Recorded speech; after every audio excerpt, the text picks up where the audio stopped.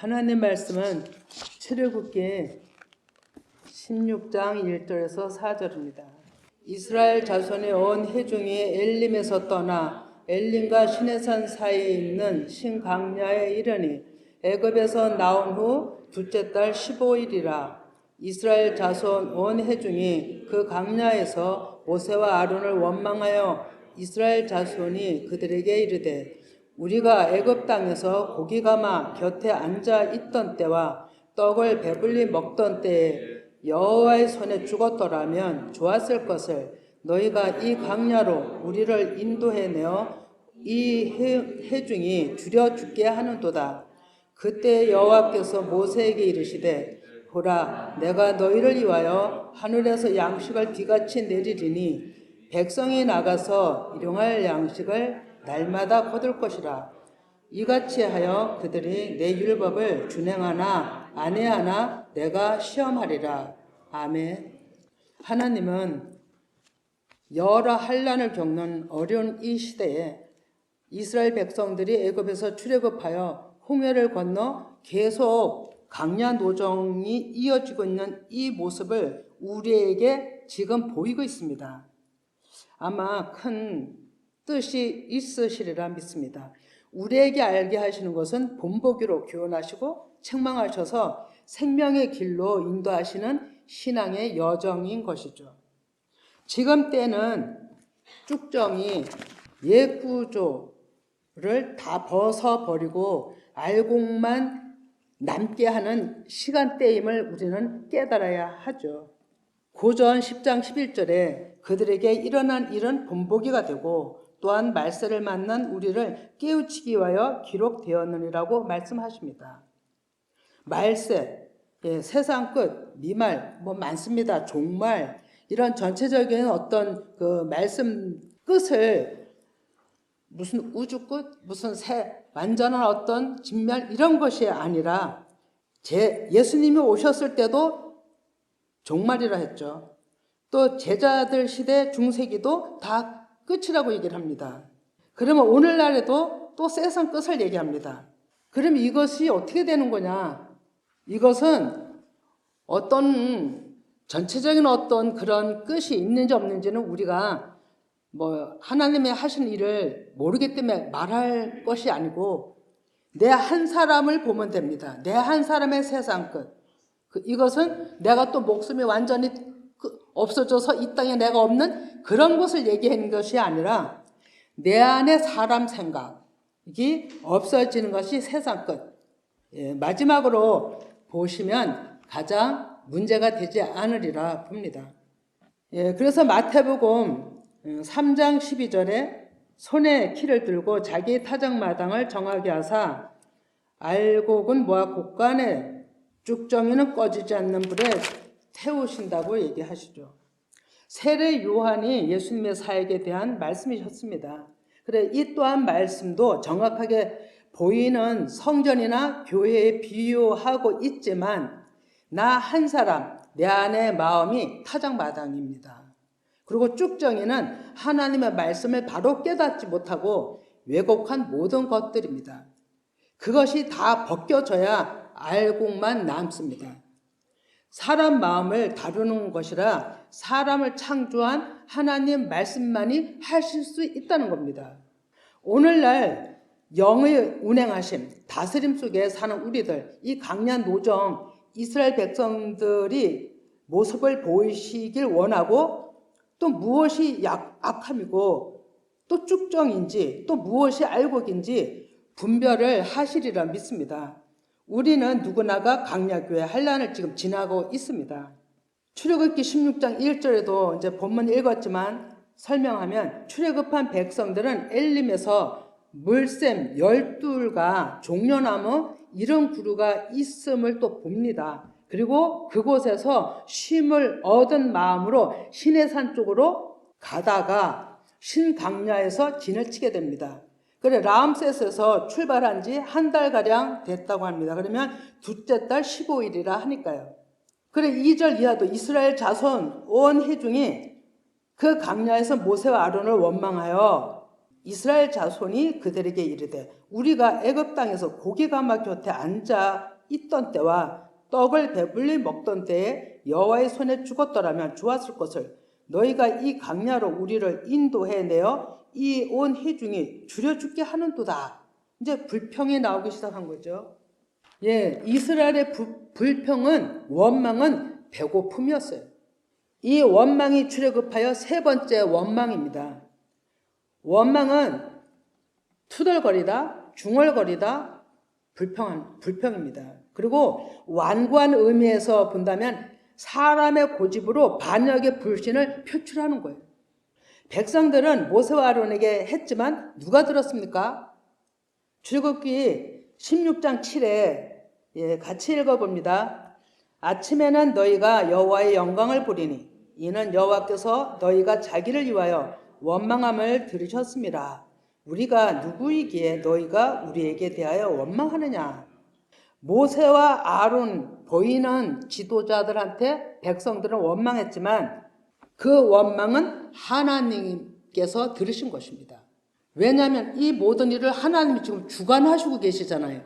근데 보이지는 않지만 하나님이 들으시는 거죠.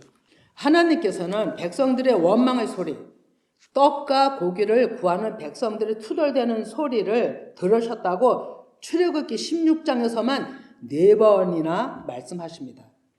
4번이란 히브리 알파벳 의미를 보면 넷이란 하늘나라 문을 말씀하기도 하지만 또 고난, 강야의 길을 통과하여 가나 안에 들어가는 연단을 또 의미합니다. 그래 정리하면 너희들이 반드시 연단을 거쳐야 내 나라에, 하나님 나라에 도달할 수 있는 엄중하고도 두려운 하나님의 말씀인 것입니다.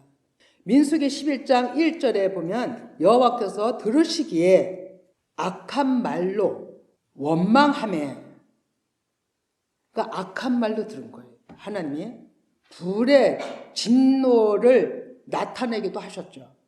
민수기 11장 4절에서 8절 그럼에도 불구하고 하나님은 그들 중에 섞여 사는 다른 인종들이 탐욕을 품으며 자손도 다시 울며 이르되 누가 우리에게 고기를 주어 먹게 하랴. 우리가 애굽에 있을 때는 값없이 생선과 오이와 참외와 부추와 퍼와 마늘들을 먹은 것이 생각나거늘 이제는 우리의 기력이 다하여 이 만나에는 보이는 것이 아무것도 없도다 하니 만나는 가시와 같고 모양은 진주와 같은 것이라.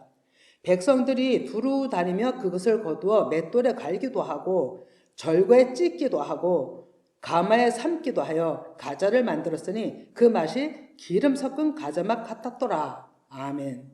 만나를 그냥 먹는 것이 아닌가 봐요. 그냥 먹기도 했겠지만 이게 익혀야 되고 막 이런 거잖아요. 이게 씨앗 같은 씨앗 종류니까. 그러니까 맷돌에 갈고 절구에 찢고 삶아 먹는 그 절차가 복잡합니다. 이 만나를 먹는 방법의 교훈은 오직 낮추심에 있다는 것입니다.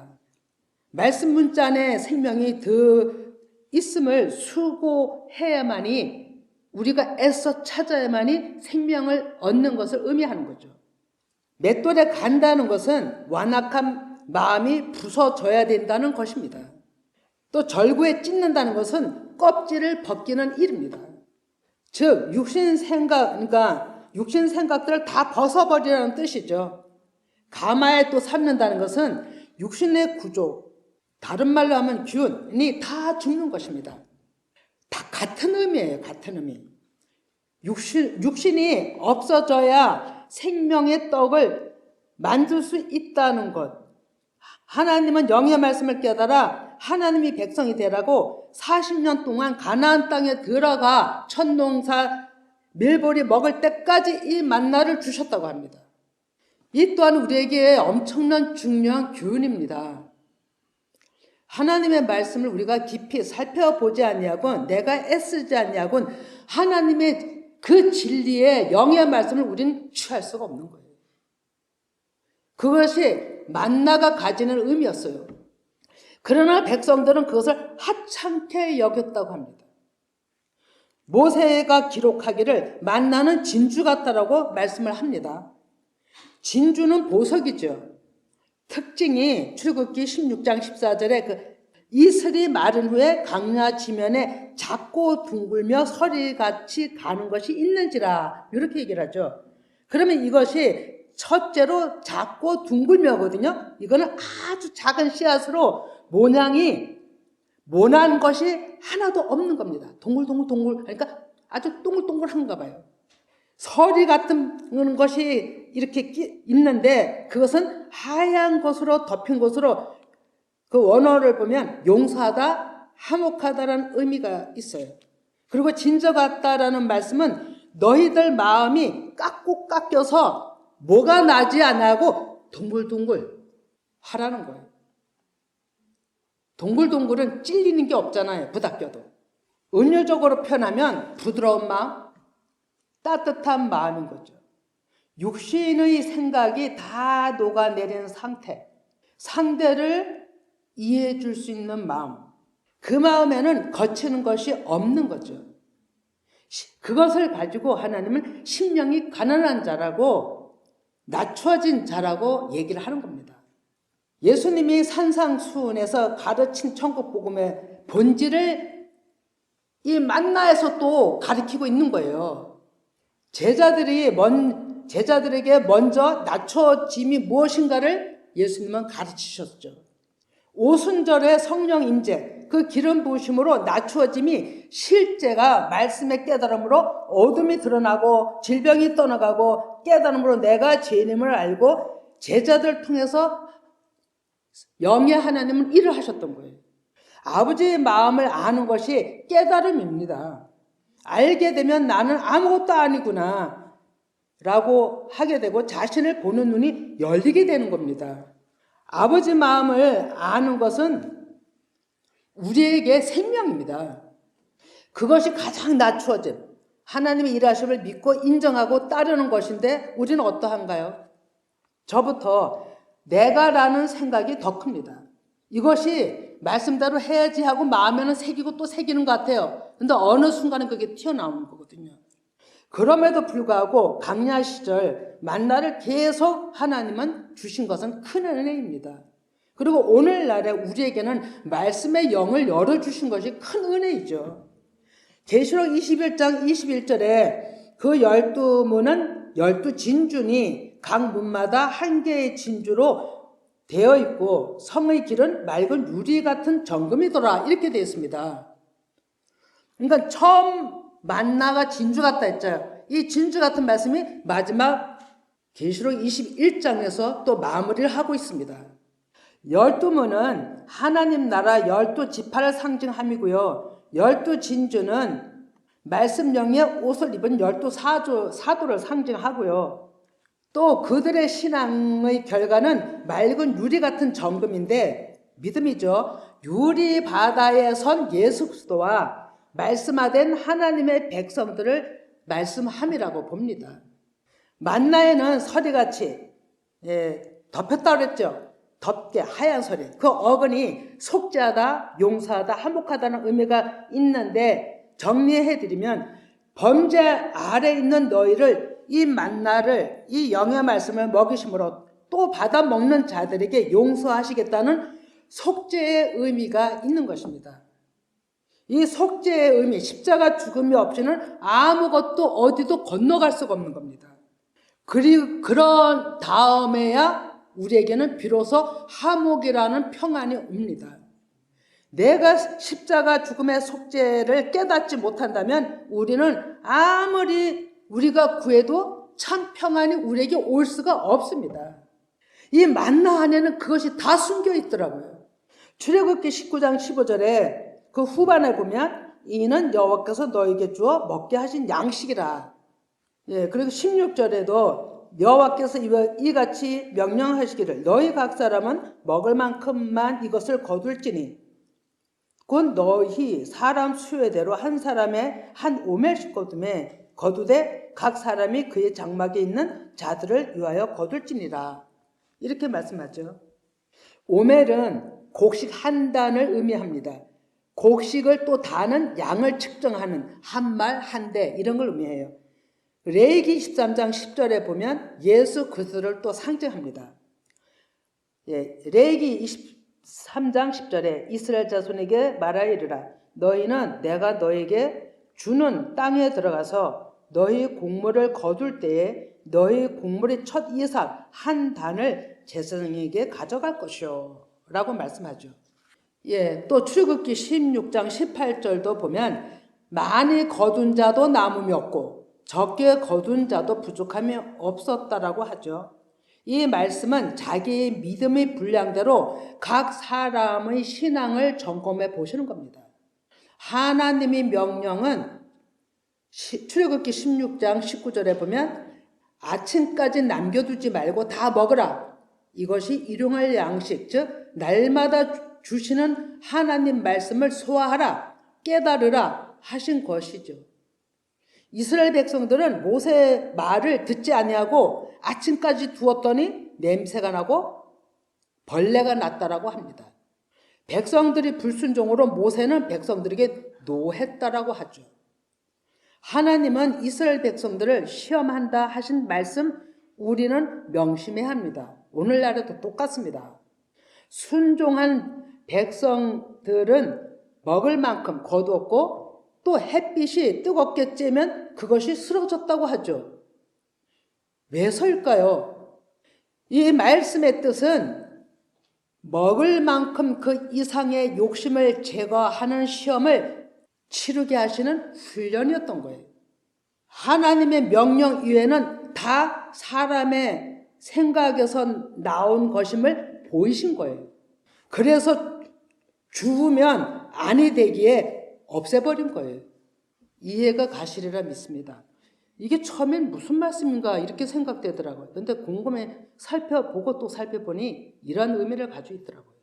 출애굽기 16장 22절에 여섯째 날에는 각 사람이 갑절의 식물 곧 하나에 2오멜씩 거둔 자가 거둔지라 회중의 모든 지도자가 와서 모세에게 알림해 모세가 그들에게 이르되 여호와께서 이같이 말씀하셨느니라. 내일은 휴일이니 여호와께 거룩한 안식일이라. 너희가 줄 것은 굽고 삶을 것은 삶고 그 나머지는 다 너희를 위하여 아침까지 간수하라. 4절에도 보면 모세의 명령대로 하였더니 냄새도 벌레도 생기지 않았다고 하죠.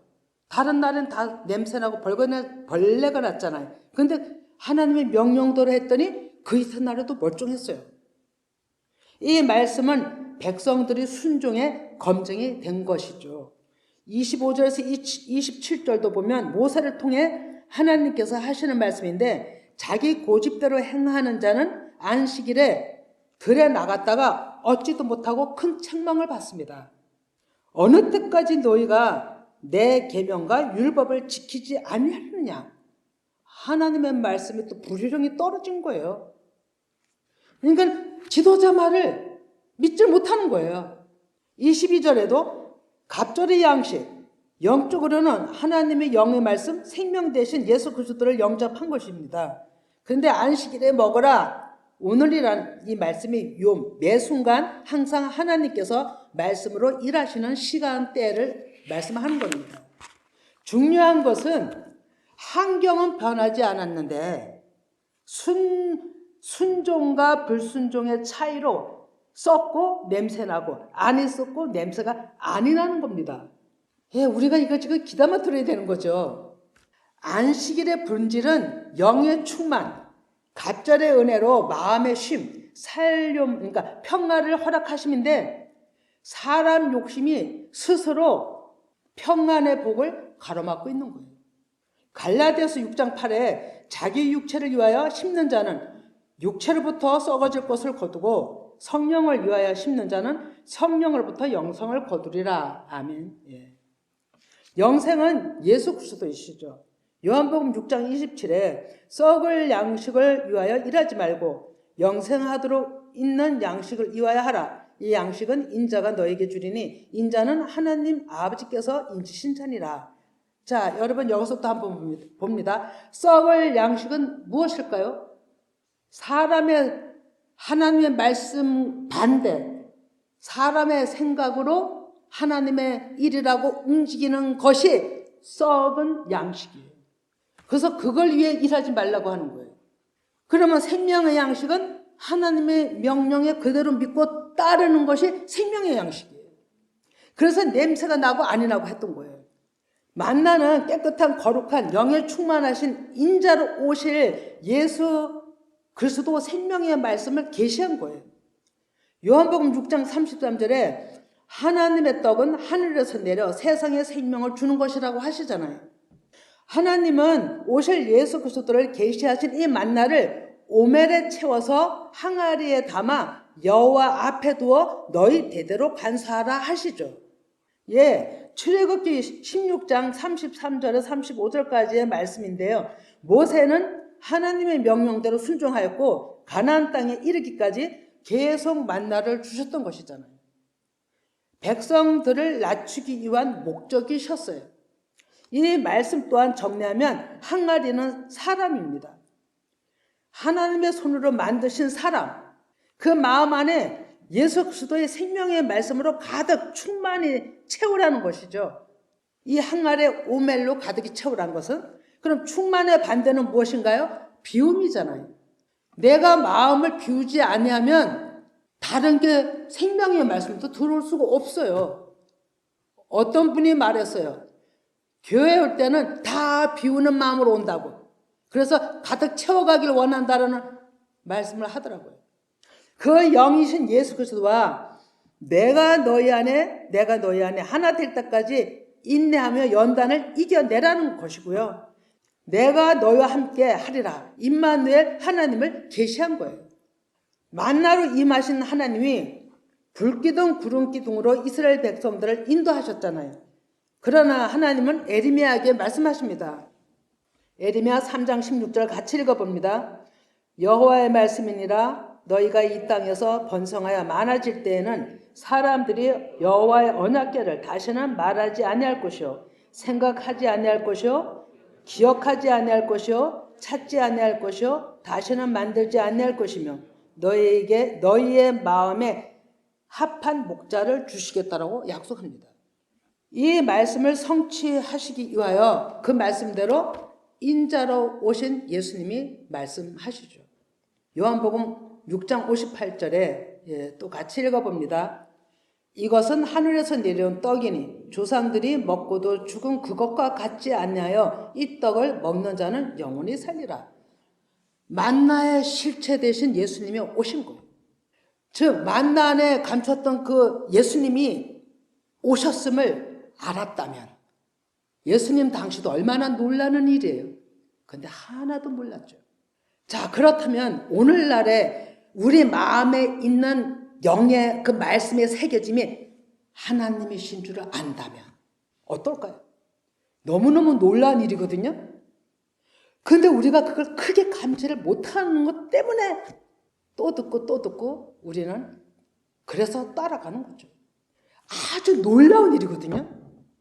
내 안에 하나님이 계신다고 생각해 보세요. 민수기 11장 10절에 백성이 온 족속들이 각기 자기 장막에서 우는 것을 모세가 들으니라. 안타깝잖아요. 하나님은 계속 일을 하시고 만날 통해서 보이시는데 계속 옛것 생각하고 오이 부추 얼마나 우리 잘 먹습니까? 옛날 것 생각하고 우는 거예요. 이러므로 여호와의 진노가 심히 크고 모세도 기뻐하지 아니하여. 모세가 이때 기도한 내용이 주께서 들어보시기 바랍니다. 주께서 종을 괴롭게 왜 괴롭게 하시나이까? 주의 목전에 제 한 사람 은혜 받으면 좋은데 왜 모든 사람을 내게 맡기사 이렇게 힘들게 하십니까? 제가 아들을 낳았습니까? 제가 이들을 낳았습니까? 이 많은 사람을 젖먹는 아이 품듯 어떻게 품으리까? 이렇게 불평으로 눈물 흘리는 자들을 어떻게 데리고 열조들의 언약한 그 땅으로 가겠습니까? 어디서 고기를 구하고 먹고 싶은 거 다 주겠습니까? 이런 얘기잖아요. 나 혼자는 감당할 수 없나이다. 차라리 제가 죽고 싶습니다. 안 그렇겠어요? 보이는 것은 사람들이요. 사람들이 보는 것은 모세요. 모세한테 다 향해 말하는데 울면서 계속 징징징 울면서 엉엉대고 울면서 통곡하면서 죽겠다고 난리인데 어떻게 하냐고요. 이 기도를 들은 하나님 모세에게 말씀하시죠. 백성 중에 지도자 될 만한 사람 70명을 해막에 데려와 너와 함께 서라 얘기하죠. 그게 17절에서 18절인데요. 같이 읽어봅니다. 내가 강림하여 거기서 너와 말하고 내게 임한 영을 그들에게도 임하게 하리니 그들이 너와 함께 백성의 짐을 담당하고 너 혼자 담당하지 아니하리라. 또 백성에게 이르기를 너희 몸을 거룩히 하여 내일 고기 먹기를 기다리라. 너희가 울며 이르기를 누가 우리에게 고기를 주어 먹게 하라. 애굽에 있을 때가 우리에게 좋았다 하는 말이 여호와께 들렸으므로 여호와께서 너에게 고기를 주어 먹게 하실 것이라. 여러분, 이 고기를 며칠이 아니라 냄새도 싫어하기까지 한 달 동안 먹게 하시리니 이렇게 말씀합니다. 이는 너희와 함께 하시는 하나님을 멸시하고 옛것 생각하고 노예 시절이 뭐 그렇게 좋았겠어요. 그럼에도 불구하고 우는 너에게 주는 것이라 하셨죠. 모세의 말, 하나님 장정만도 60만 명인데 소와 양을 자본들 얼마나 먹겠습니까? 모세조차도 의심을 합니다. 사람인 거죠. 앞에 세운 목사들요, 성도들보다 더 못합니다. 더 하나님 앞에 불순종하고요, 더 하나님 의심하고요, 지도자들 진짜 회개 많이 해야 됩니다. 다른 사람은 모르겠어요. 저 같은 경우. 민수기 11장 23절에 여호와께서 모세에게 이르시되 여호와의 손이 짧으냐? 내가 이제 내 말이 내게 응하는 여부를 보리라.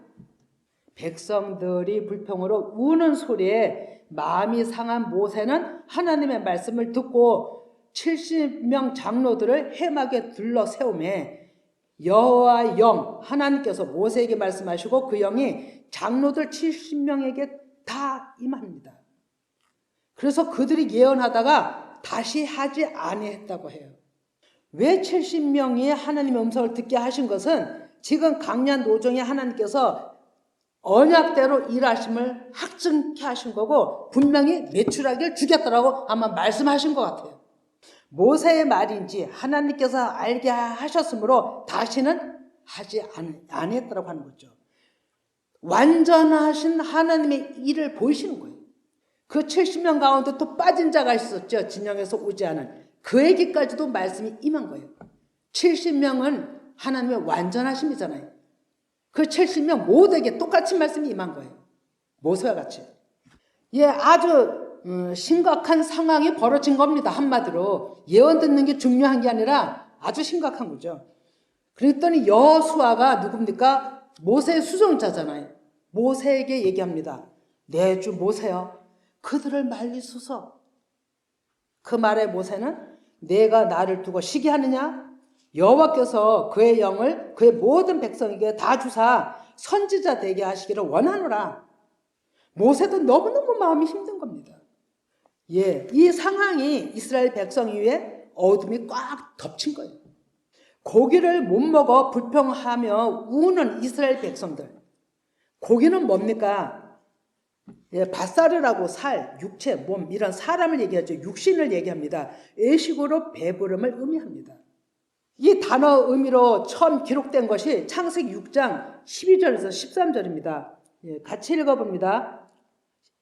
창세기 6장 12, 13절 하나님이 보신즉 땅이 부패하였으니 이는 땅에서 모든 혈육 있는 자의 행위가 부패하였음이었더라. 하나님이 노아에게 이르시되 모든 혈육 있는 자의 포악함이 땅에 가득함으로 그 끝날이 내 앞에 이르렀으니 내가 그들을 땅과 함께 멸하리라. 이게 얼마나 정말 두려운 말씀입니까? 보이는 것에 추구했던 결과가 얼마나 두렵고 무서운지 어떤 일이 닥칠지도 생각도 못한 일이었어요. 이걸 감지나 했다면 울고 불평하지 않았겠죠. 그래도 참았겠죠. 출애굽한 백성들 강야를 지나며 육체를 배불리고 만족해 할 고기를 원했지만 하나님 보시기에는 그게 아주 악했던 거예요. 왜 계속 그 영양을 보충할 만나를 계속 주셨잖아요. 고기, 밭살에는 사람이 추구하는 모든 것이에요. 의식이고 율법 조문이고 만나와는 정반대 원수의 개념을 가지고 있는 거예요. 백성들이 깨닫지 못하여 스스로 죽음을 자처하는 일이었고 불순종이었던 거예요. 이에 반하여 하나님은 그 많은 백성들이 먹을 수 있는 고기, 메추라기를 보내주십니다. 그것을 실컷 먹도록 사방 진영에 넘치도록 주십니다. 메추라기는 사람들이 추구한 자기네 입맛에 맞는 애식, 겉에 거 비질이었어요. 그렇게 원하니까 하나님은 독이 되어도 허락하신 거예요. 무섭지 않았어요? 시편 105편 40절에 그들이 구한즉 메추라기를 가져오시고 또 하늘의 양식으로 그들을 만족하게 하셨도다. 이렇게 말씀하죠. 그러면 야고보서 1장 6, 8절 읽진 않습니다. 그러나 오직 믿음으로 구하고 조금도 의심하지 말라. 의심하는 자는 마치 바람에 밀려 요동하는 바닷물결 같으니 두 마음을 품은 자는 정함이 없더라고 얘기하는 거예요. 마태복음 7장 21절도 주여 주여 한다고 천국 갈 것이 아니라 하나님의 뜻대로 행하는 자만이 천국 간다고 하는 거예요.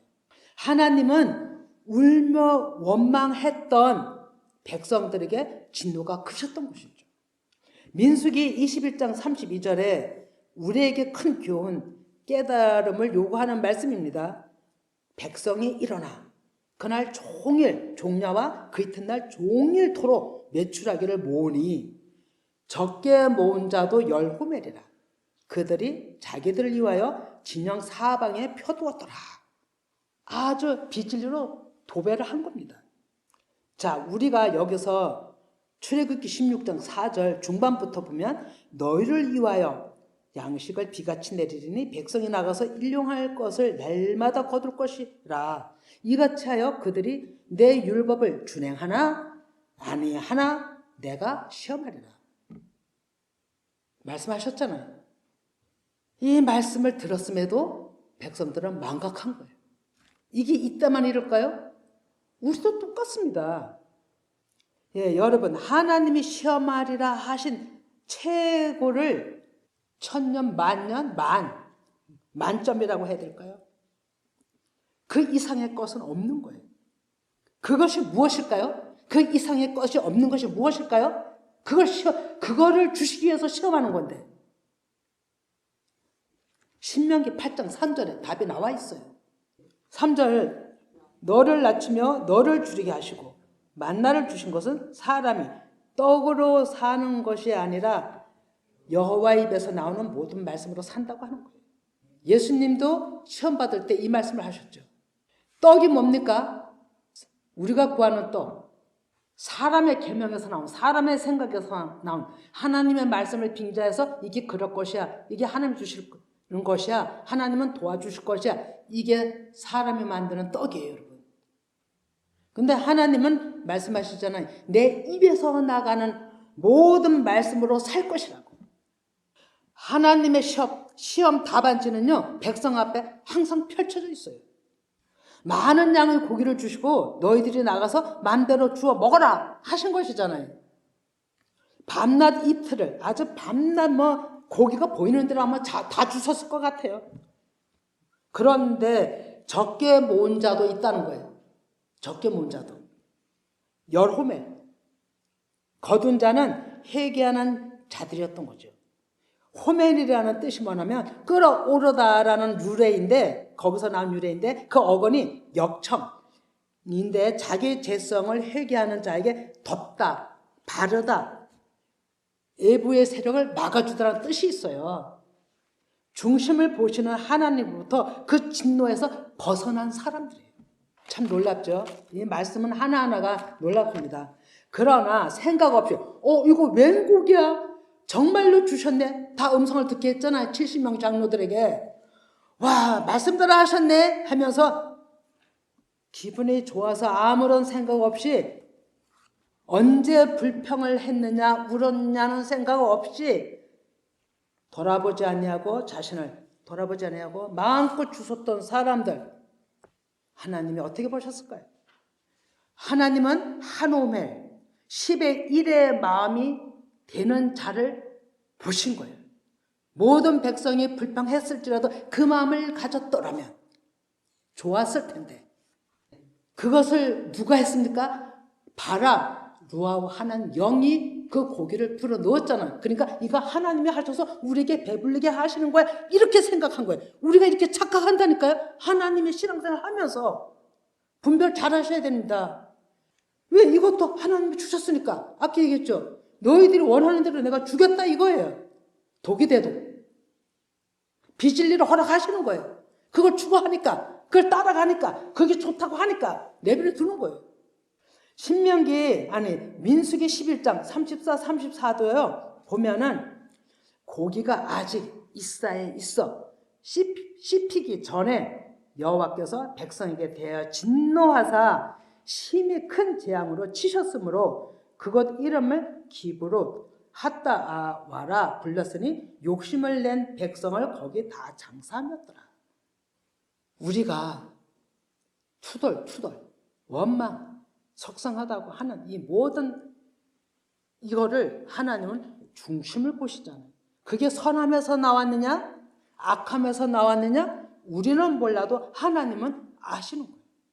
진짜 그 안타까움이 훈계함이 야단침이 아버지 마음에서 나왔다면 그건 악함이 아니에요. 그런데 사람 생각으로 하나님의 마음에 아닌 걸로 했다면 그건 악한 거예요. 우리 일상생활에서 벌어지는 일이에요. 자, 저는 이 말씀을 준비하며 고민해 보았죠. 나 자신을. 지금 이 시대에 하나님의 백성들을 찾기 위해 기록된 말씀으로 같은 패턴으로 계속 하나님은 일하고 계신 겁니다. 경각심으로 받아야 합니다. 우리 일상생활에서 계속 한 사건 일들에 대하여 시험을 통해 검증하시거든요. 코로나로 인한 이 환난을 여러분들은 어떤 마음으로 지나오시고 있는지요? 묻습니다. 제 이 말이 김나도가 하는 소리라고 들으시면 아니 됩니다, 여러분. 하나님은 낮추어진 마음 가지고 내가 부족합니다라고 하는 말씀을 더 듣길 사모하고 진짜로 시간이 있으면 낮에는 일하잖아요. 바쁠 때 못하죠. 그러나 시간이 있을 때 하나님 말씀을 추구하는 자. 뜻대로 살고 낮추려고 목적이 낮춤이라 했잖아요. 낮추시려고 하는 그 모습이 하나님은 원하고 있는데 그리고 계속 말씀을 가지고 검증해 보라고 하는 건데 우리는 너무나도 못 미치게 사는 거죠. 놀라운 것은요. 이거는 하나님의 일에 놀라운 것이 아니라 미혹의 영이 언제든지 내 마음을 뺏어가고 내 행동, 모습을 다 뺏어가고 행할 수 있도록 우리의 마음이 항상 그쪽으로도 확 열려 있어요. 우리 마음이. 그러니 얼마나 거기에 많은 미혹이 쏟아져 들어오겠어요, 마음으로. 하나님을 향한 마음은 조금이요. 세상으로 미혹된 마음은 이만큼이요. 어떻게 하겠냐고요. 이 코로나를 통해서 모든 것을 검증한다는 생각 안 해보셨어요? 당시에 불순종한 이스라엘 백성들 또한 자기네가 하나님께 부당한 것을 말했다고 생각하나요? 못하죠. 당연히 현실의 상황에 따라 여기는 구할 것도 없고 얘기할 것도 없고 여정이고 힘들고 땡볕에 쪼이고 너무 힘들어. 현상만 보이는 것이고 그걸 가지고 이렇게 말하는 거 당연해. 합리화시키는 거예요. 그리고 그것을 정당성 있다라고 주장했을 것입니다. 우리는 안 그런가요? 그러나 제가 이 말씀하는 건 제 얘기가 아니에요. 하나님 말씀 얘기잖아요. 좀 잘 되세요. 이렇게 하면 축복받아요. 예. 너무 또 부드럽게 해도 되는데 나는 왜 이렇게 강함이 나가죠? 강함이 나가잖아요. 예? 막 찌르고 때리고 쏘고 뭐 이렇게 나가잖아요, 말씀이. 근데 하나님의 이 말씀을 나누는 데서 이걸 주시고 나누라 하시는 데 있어서 이 진노의 말씀을 호호 그렇다 하면 얘기를 할 수가 있냐고요. 그건 아버지 마음이 아니잖아요. 또. 자, 그러나 그 사람 생각에서 나온 모든 것은 죽이는 것. 서도에 늘 얘기하죠. 살리는 것은 영인이라고 얘기를 하잖아요. 생명이 아닌 것에 추구를 하기 때문에 하나님께서는 너무너무 속이 상하신 거예요. 그리고 마음이 아프신 거예요. 자, 하나님은 또 우리의 중심을 보시는 하나님께서 말씀하십니다. 이사야 59장 1절에서 3절입니다. 같이 읽어봅니다. 시작. 여호와의 손이 짧아 구원하지 못하심도 아니요 귀가 둔하여 듣지 못하심도 아니라 오직 너희 죄악이 너희와 너희 하나님 사이를 갈라놓았고 너희 죄가 그의 얼굴을 가리워서 너희에게 듣지 않으시게 함이니라. 이는 너희 손이 피해 너희 손가락이 죄악에 더러워졌으며 너희 입술은 거짓을 말하며 너희 혀는 악독을 내밀어. 예. 하나님이 말씀하십니다. 내가 이렇게 하나님은 이 강단에서 이렇게 할 수밖에 없는 그 아버지 마음은 우리들의 죄악이 우리를 가로막았기 때문에 그걸 벗기기 위함이라는 거예요. 아버지의 사랑은 잘못 나가는 사랑을 너 잘한다, 너 옳다 이렇게 말하는 부모 있습니까? 없지요. 그걸 옳다라고 인정해주는 부모가 어디 있겠어요? 훈계하시고 책망하시고 잠만서 보세요. 자식들 어떻게 훈계하나? 다 훈계하라고 되어 있습니다. 오냐가 아니라는 거죠. 또 말씀하시죠. 너희들이 선줄로 생각하면 넘어질까 조심해라.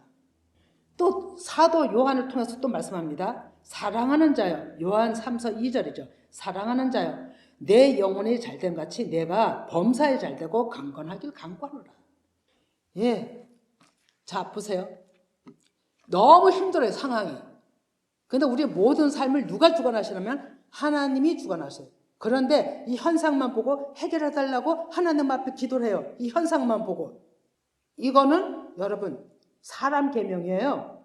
이거는 분별해 보세요. 근데 하나님의 관계가 똑발라서 오직 하나님만 찾으면서 하나님 앞에 그거를 문제를 내놓고 기도를 한다면 이 문제는 하나님의 것이에요. 문제예요. 하나님 일이에요. 그래서 해결이 되는 거예요.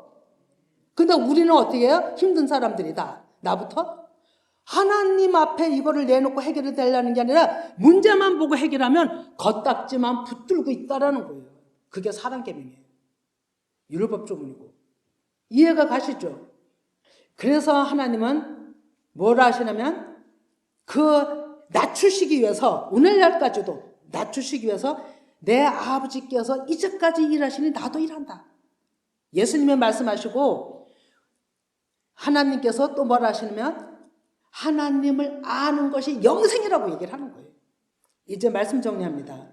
우리는 좋은 일보다는 삶이 어렵고 힘든 일이 더 많습니다. 힘든 사건, 문제들이 왔을 때 오직 하나님께 구하시길 바랍니다. 그래서 영이신 하나님을 붙드시기 바랍니다. 겉껍데기 붙들지 말고.